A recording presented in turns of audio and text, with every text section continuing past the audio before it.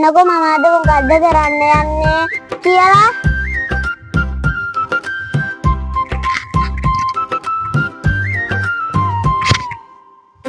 තමාගේ සල්මුව මම කඩන්න යන්නේ.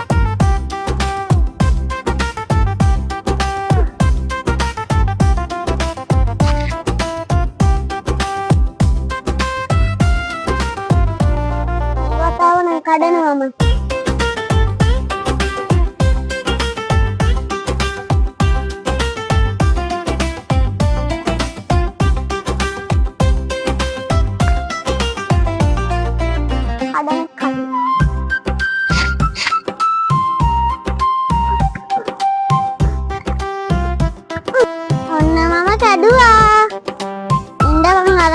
පල්ලෙහාට රෝල් වෙලා ගියා.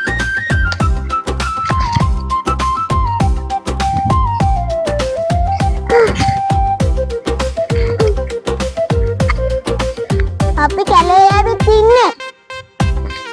මේ තියෙන්නේ මම කඩපු කැසල්මුව.